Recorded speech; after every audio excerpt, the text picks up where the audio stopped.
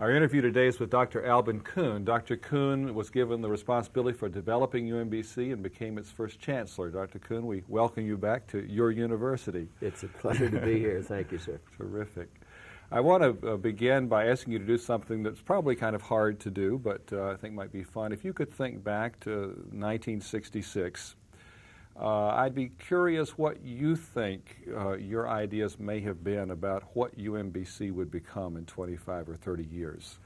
Well, we did have to do a lot of thinking about what it would become because you have to have a good master plan of what the campus, unless you know something about what it's going to become or you think you know something about what it's going to become, it's pretty hard to do anything in the sense of a master plan for the campus.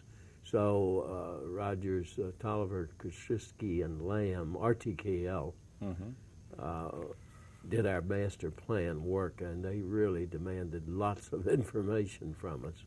And so basically, I think what it has become is very much what we envisioned at that time. It was clearly to be a strong undergraduate center, university undergraduate center, clearly have graduate programs in those areas where there was sufficient enrollment to have faculty to handle the graduate programs. It was to start as soon as possible some of the graduate programs, such as applied mathematics, that started almost as quickly as the undergraduate.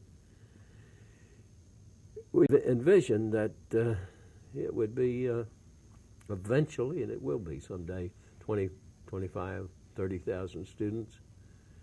And perhaps that it would get there a little more rapidly than it has. Maryland was undergoing a big increase in college-going population at that time, and that's what brought about the need for UMBC. But the slow movement that happens when you're going through all the public channels meant that UMBC came online ready for students about 3 or 4 years later than it should have. In terms of the big enrollment increase.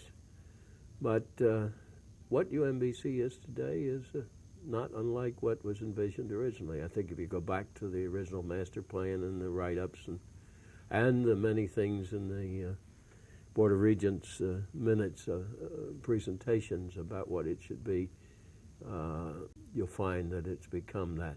We did emphasize in the early days, and I guess this was partially a political thing, that it could allow a lot of commuting and save the state. The state in those days, amazingly, was putting up part or all the money to build dormitories. And that cost about as much for facilities as the academic facilities. So it was a big appeal to go to the second largest source of students in Maryland for the University of Maryland and have a school located, university campus located where there could be commuting.